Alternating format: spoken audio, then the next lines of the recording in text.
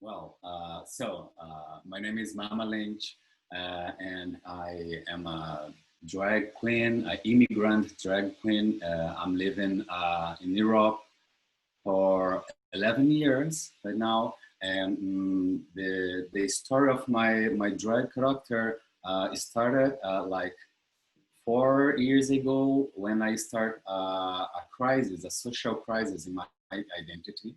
I was living without any papers here in Europe, and so I was like in trouble. I was just asking if I can handle the situation, and the solution was like this kind of new way to experience my image, my identity, my sexuality. So I was just trying to be more open in this really like overwhelmed situation. So this is the beginning of my story. So then I was starting to do working because I'm a performer.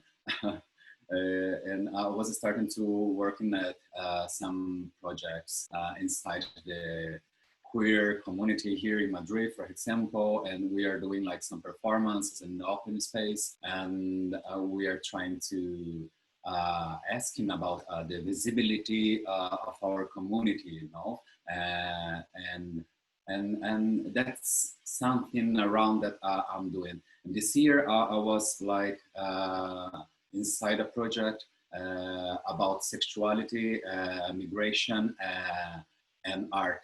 And we are asking about how we can survive with this like really peripheric identities, no? Like artists, no binary people, no white people, migrants. So how we can survive, and we are trying to figure out, and it's really really really nice having this opportunity to talking about it.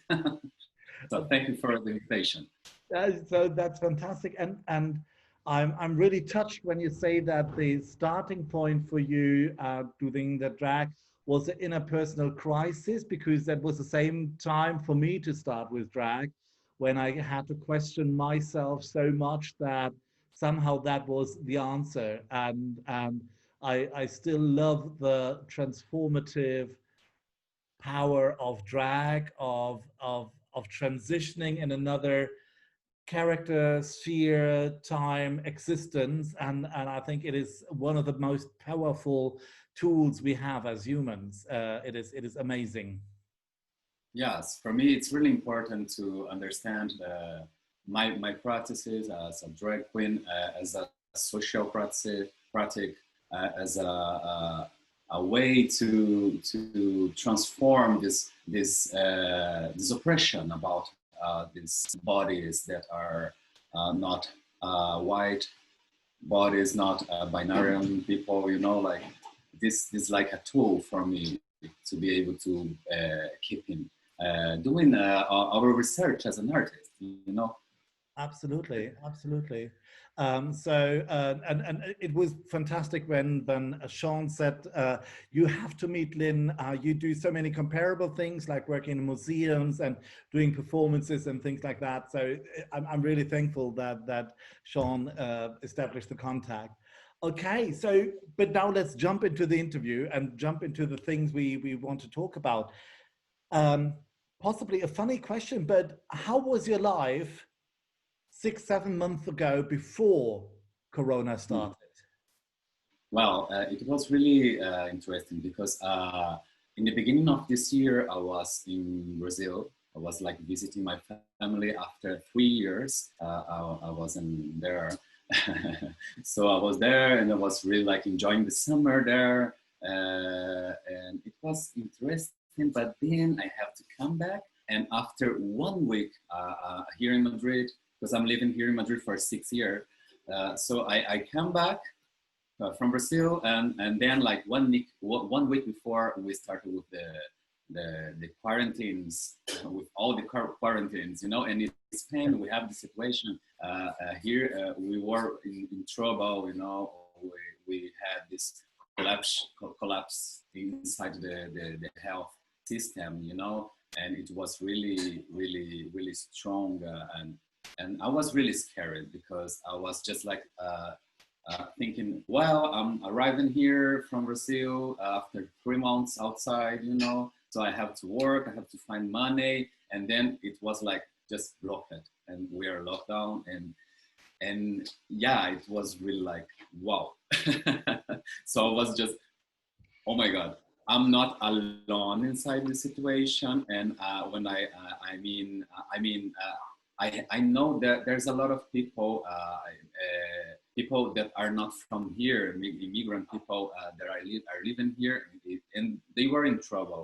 So I was just starting to asking to myself, like maybe it's nice to like get around and asking together how we can survive, you know. And we started to do a project about it, as I told you before, about sexuality and migration and art and activism. So, I mean, that's so amazing. it was a really hard period, a really hard moment, but we discovered a way to be together, which one in our house, you know. And I invited you to know the project. It's called Sexiliades, and it's in Instagram, and we can go there and find another profiles, you know, as me or another South American artists that are living in immigration situation, you know.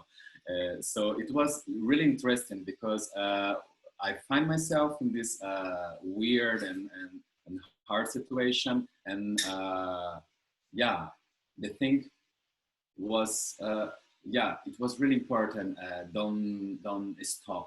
Don't be really like inside my house alone. So I was starting to connect with the people around, and we learned a lot about it. You know, it's really important after this experience to realize that we have to be aware about our contexts. You know, it's really like specific situation and context as a immigrant person. So we have to keep asking inside this chaotic situation that we are living right now. I mean, I love how you explained that the in this shocking moment, the immediate answer was creativity. Yes. And with Yes. creativity, you can support not just yourself, but other immigrants, people of color, and queer people, as you explained before. Amazing. Yes. Yes. And it's really important that we open these spaces to our community. Our community, I mean, the migrant people, the no white people, you know, the no European people that are living here in Europe, to be able to speak about our situation, to tell our stories, you know, open our archives about our work, and it's really, really, really interesting to open this space to these people tell our stories by our voice. You know, this is really important. Why is it so important? Because if we don't do that, we will have the situation that we have right now, where like I'm from Brazil, and in Brazil we are studying the story about Brazil from this European way of building the story, you know. So it's about supremacy, the white supremacy. So if we don't change it, if we don't open this space for these other voices that are like more in silence, because these like oppressions that we have after the colonization, for example, and we have it right now. So if we don't open this space, we will never know these stories, you know. And it, I mean, it's really important for the moment. I think we have to change it. Do you have a feel? I mean, I think it is a general, one of the most important topics overall, because even, especially white people cannot develop themselves if they don't listen to the voices you just mentioned. But do you have the feeling that now in Corona times, it is even more important? This is sorry. Is it now in these Corona times, is it more important for white people to listen? Maybe we can say that it's more important. I don't know. I think it was always important. But maybe now with this special situation that we have like white people passing by this like really long period of loneliness, you know, with where the white people are like proving this overwhelming situation that we are going to the street and we saw the police car and we are afraid. As a migrant person, I'm feeling right in this way, like always. So it's really important to connect with this oppression that we are living always, and also maybe there's some new connection. But it's really, I don't know, it's really sad in the same time because we had this situation in our lives always, and just now we have this opportunity, you know, to these people are, I mean, the people that have privilege to understand better the situation, because maybe they are like experiencing the sum of this situation, you know. Absolutely. I mean, it's just a tiny little bit of what you experience, but sharing these experiences make all parts stronger. Everybody becomes stronger. But I mean, if I can say something about it, like something almost advice is like, if the white people can do something, is open the space. It's just like make some distance to this, because we know what we have to do, you know. We know what we really need to be better as a social identity, you know. We need more money, we need more recourse, we need more how I can say it, more possibilities, you know.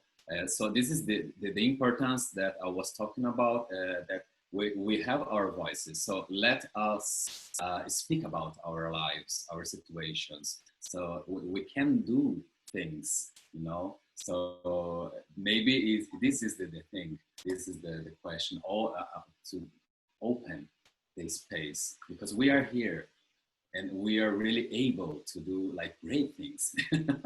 Absolutely, absolutely. It's like really important right now, because if we don't do it right, like right now inside the situation, I don't know if we will be able really like to change it, you know, because we understand really well the situation right now, you know. Absolutely. I mean, I love how you open up the perspective in what is possible and looking into the future. Let's go a little bit back to the today's situation.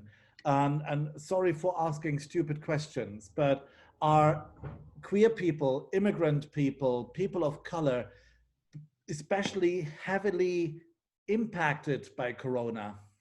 Mm-hmm. Do they suffer more? Is it more difficult for these people? Yes, yeah, I understand what you are talking about, but I mean, after the experience of this like first round, hopefully we will not have another one of the coronavirus, but let's see. But after this experience, I figure out that it's really our community, the queer or LGBT QI plus community is, we are not the same. We have like really a specific situation inside our community, and it's like really important to understand and to be aware about this like specific things, you know, like the trans people doesn't have the same situation with the gay people or lesbian people, and as now speaking like speaking as an immigrant person, sorry, I can say that it's really different, because now maybe we have more rights here in Europe for this community. But I mean, if I don't have paper, I cannot like enjoy of these rights. So I'm not there. So I mean, I don't know how we can make a real change, but the first step is to be aware, Yeah. to realize, you know, and maybe change the attitude. Because if you, like, as a white person, are thinking that you have the same situation as me inside this, is not fine. This is not fine. And I heard it a lot with people that was really like close from me. And I was really like shocked, you know, like it's like shocked because it's like, no, we don't have the same situation. No, You know? probably not. I mean, Obvious. privilege is Yeah, everywhere, and people must be aware of that. I mean, yeah. yeah, You know, because if you have a lot of the people that have privilege, they have to open the privilege, they have to share it. And the first step is just realize that you are not in the same position. You are not in the same place. We have the difference and really specific situations. And I mean, the most important thing to me was this fact, you know, that we are not the same, but we are like together somehow. And if we are like trying to be like inside the same community, how we can keep asking and keep bring this like the transformation, the build in another direction, you know, if we don't understand that we are not in the same position as a community. So it's really complex, you know, it's really complex. So the first step is like, yeah, we have to understand that it's complex and it's okay, but we have to start from this point, because there's a lot of people that that have this difficulty. It's more difficult for some people that I know, included, you know, to understand that we are not the same. We are not the same in the same situation, because yeah, the community is plural. Is the diversity is about it, you know. So how we can build real rights if we don't understand these yeah. differences, you know, the privileges. So it's like the first step, and the more important is this. It's like we are really complex. We are not the same, and we are not like living in a fantasy. You know, the real world is like collapsing right now. You know, and there's people that are dying first because they are in the worst place. You know, and it's not like just about coronavirus. It's about like how the world was like building as a global society, you know, and it has to be the relationship is from the colonization. I mean, I cannot say better, you know, and we have to try to change it. I don't know. Quick question.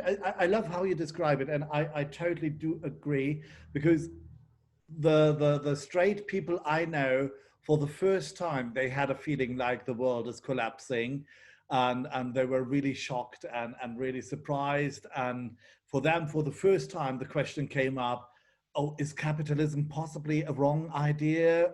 Surprise, surprise. Um, my feeling was, living in a very queer community space, that in this crisis, being in such a close queer environment, that was a big advantage compared to straight people. So somehow the tolerance and acknowledging the differences of people, I have a feeling in queer communities we already made so many steps into the future, that in this crisis it was really helpful to have all this there and have these people. How did you experience that? Well, this is my point here in Madrid. When I was like building this project that I told you, with immigrant people, no binary people, trans people, uh, we have we had a lot of problem about it because we are trying to work inside this like a specific part of the queer community, and we find a lot of like people like asking like why you are like trying to be apart, and it's like no, this is not the question. The question is, as like a community, we are inside this like specific like group, and we don't have like the opportunity always to speak about our situation. So maybe now it's really important, that we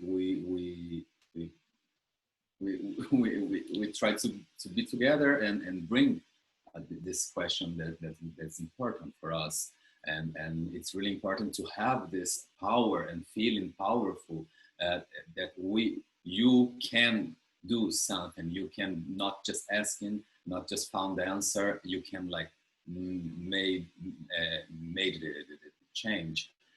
So we find a lot of people like asking no question about it, and we're just like, you are not understanding. So this is my point, So I was really like I don't know, impressed, yeah, because I think there's a lot of misunderstanding inside this was my most important thing after the coronavirus. I think we had a lot of misunderstanding situation inside the community, but it's not like so negative as it like seems when I'm speaking. It's like positive. We have to be aware about it. We have to look at it and maybe try to have more intense or more deeply conversation with the people that we know that are not in the same situation, that doesn't have the same privilege that we have. This is my point.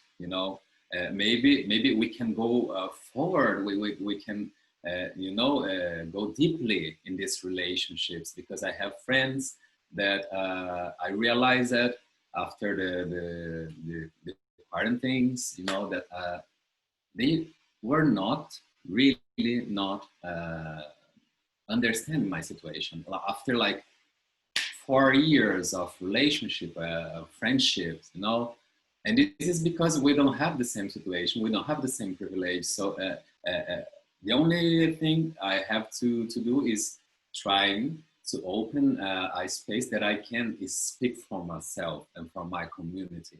This is my point. It's really important. So the thing that I understand is that it's really important have this peer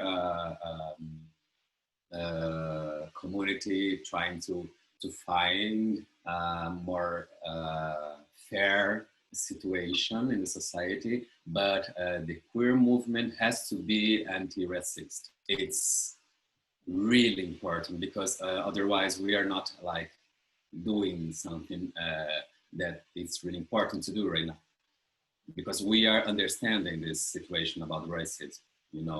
Right now it's really like this movement in the world are really strong right now. So if we don't like mix these movements, these fights, the queer movement and the anti-racist movement, we are not like doing well.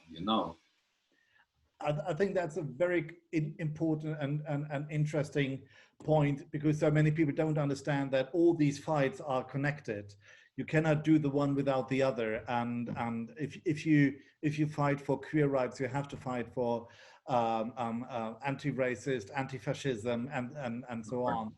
No white people, but maybe we have to fight first for these people, and the way that we have to do it is open the space for these people. No white people, no binary people, trans people, to be able to like speak for themselves. This is my point. Okay, okay. One very interesting thing is, of course, you have family in Brazil, and so I'm pretty sure you've heard how the situation in Brazil is. And can you share a little bit how the lockdown is in a country that is not white Europe, but Brazil, and how does it feel for your friends, your family, artists, you know? Yeah. Well, I can speak about it. It's really hard situation because I think maybe you know that we have right now a president that is really like it's a shit. Sorry, you know, it's really bad because we don't have like public politics trying to bring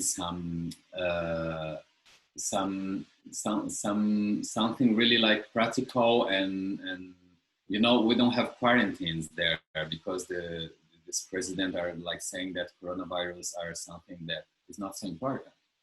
Um, so it's really difficult because there's people inside the society that are understanding that we are in a real and it's dangerous situation, and there's a lot of people trying to be you know in quarantine, but if you don't have it like a politic, something public that the government are trying to bring this awareness, you know, it's really complicated because the people are like living in a chaotic situation, you know, because if you have like a government that are saying that coronavirus are not real, there are people that will be inside this like mm, logic. So they are like, oh, this is nothing. I will not use my mask. I will not like. So it's really confusing. The people are not living in a good situation at all, and they are. We don't know when it will end. You know, Yeah. it's really like, and there's a lot of people dying. I mean, and personally, I have like half of my family with the virus, and it's really sad because they are like looking at it in really like it's normal. Ah, it's okay. You know, it's okay because the people here are passing by of the situation. So yeah, we are also inside of this like shit. So yeah, so it's really hard. You know, like it's really hard. I mean, I love how you described that your first answer, or one of your first answers, is this amazing art project you could do here in Madrid. How is, I don't know whether you heard anything, but how is the artist scene in Brazil answering to this double catastrophe, the one called Bolsonaro, the other one called Corona? Mhm. Well, this is the point. I know that the important thing right now is like to be connected and find the people, the right people that you have to connect. Because as we are talking before, we have the community, but we understand right now that it's really complex. This community is really complex. So there's some profiles of people or groups that we have to connect first, and we have to support first. And this is really beautiful because we have like right now in Brazil the Black movement are really strong. They are like trying to support themselves with like beautiful things. And this is the point because I'm always asking why included here in Europe, the governments are not like trying to bring this thoughts, you know, like we have to support each other, to take care about our lives, our bodies, you know, because it's a really hard in global situation. So if we don't bring this like awareness that we have to care, you know, about life. But maybe there's some lives that we have to care first.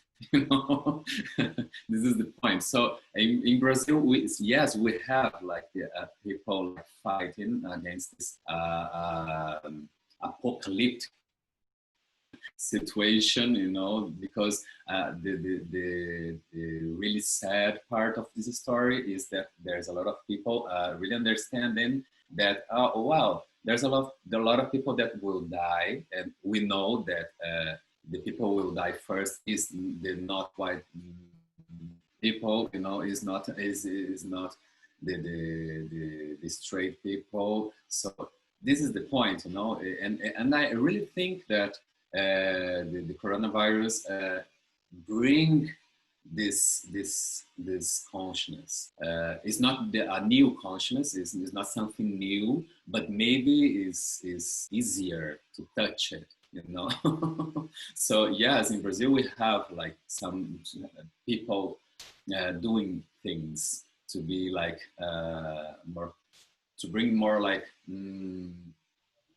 more possibilities, or more time of life for this part of the society, you know. But the thing is that are not doing it right just now. It before, you know, we have this resistance part of the society always, and they are doing the thing that the government are not doing, you know. And I'm asking it like right now for from my situation here, because in Spain here we are like fighting against the coronavirus, and we have from the government like this politics really like efficiently, you know, like the quarantines and blah blah blah. But I mean, I'm watching like a lot of the families that were like living inside the same rooms, or friends, and they are like really, it's not like so healthy. So why we are not asking about it now? Like, you know, like how you can care, how you can take care about your relationships, your friends, your you know. I mean, I think we have to ask him more and then go deeper. You Yeah. know, more. This is my question. Absolutely, absolutely. I mean, what you say, it's so interesting because it is something we have here some other queer people, and we discussed a lot how straight white policies try to find others, maybe immigrants, people of color, whoever, to be guilty, of. At the moment, there is a discussion in Germany whether the foreigners are bringing the corona back to Germany and things like that. So the corona is like a magnifying glass. You see what's already there, but clearer. So you see all the racism clearer, and you see all the weaknesses in society clearer. And I like that you speak about this. Let's do something now. This attitude of we should do it now. We should start a discussion now. That's really great. Yes. If I would ask you, what would be, do you? I mean, Corona is difficult and it's tragic and everything, but I experienced for myself that I started to ask myself a lot of philosophical questions.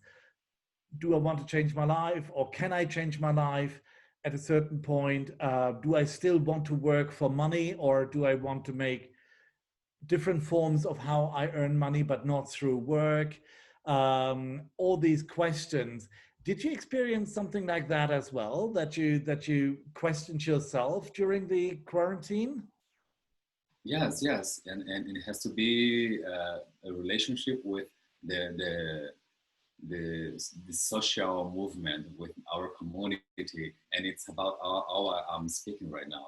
I'm more aware about the people that I have to connect first.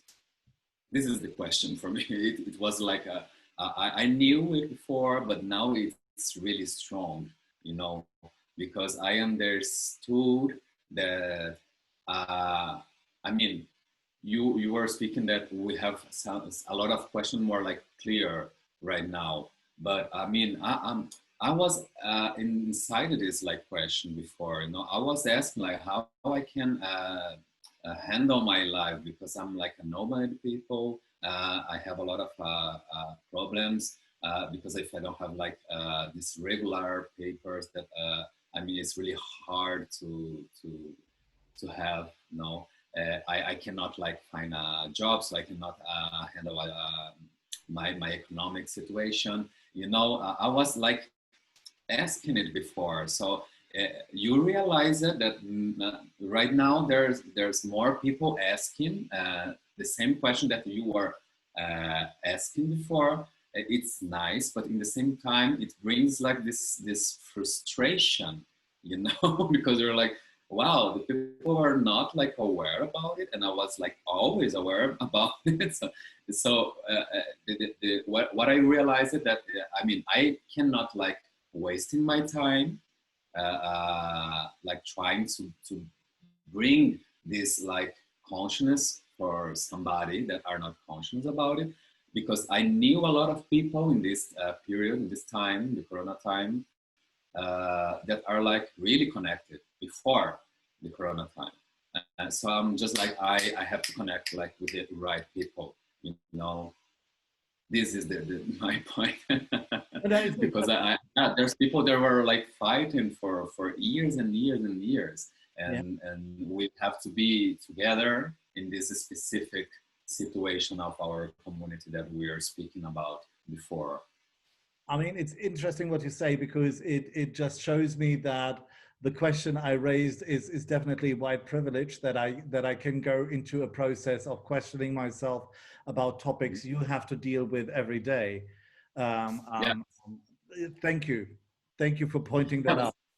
Yeah, this is the point, because and I'm trying to bring for me this awareness that I cannot like waste my time, you know, like trying to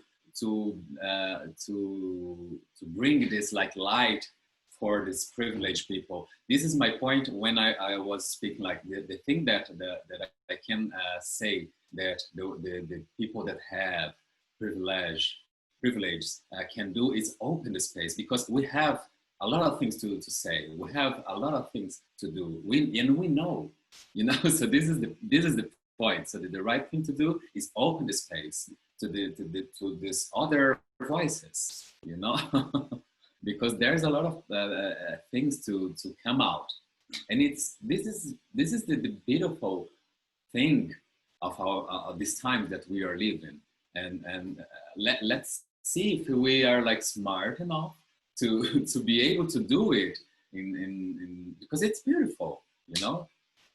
Wow. It's I a mean, beautiful possibility. I was just about to ask you, what are your hopes for the future that may come out of this situation? And that's already a beautiful answer. But still, are there other ideas or hopes you have? Yes, I hope that our like internal conflicts, because you know the community does a lot of conflicts doesn't like stop us, you know. In the opposite way, I believe, you know, this conflict has to bring this possibility to be stronger and to be like really in the right direction. You know, we have to act in this way, you know, like open our eyes and our minds and our like experience of life, and see that we maybe we know more than we are like thinking, you know. Absolutely, yes. We'll be stronger from this conflict, you know. Okay, okay. And I really hope the future bring us this possibility, those possibilities. Yeah, to be together in these different ways of lives, you know, and yeah. I But mean, it's not possible if the people that have privilege don't open this space that we are talking about. So the first step is this, like, yeah, let's share. yeah, Let's and share the privilege. we see how yeah, okay. I leave it at that point because your words are full of wisdom. I don't want to add anything to it because you nailed it. So, well, to be honest, I'm really touched. I'm really moved, and I'm really thankful for the time with you. That was really inspiring talking to you and get a overall feeling of your energy and your spirit. I'm really thankful for that. Thank you so much. Wow, I'm really happy to to be here with the invitation because yes, I think it's really important that we take some times to understand better the situation and bring this the possibility to hear the stories from these voices that maybe are not so like in our lives, and this is why we have to keep uh, fighting, you know, because there's a lot of voices that we are not like listening, and Yeah, we have a lot of to say. And there's a wonderful. lot of beautiful voices there.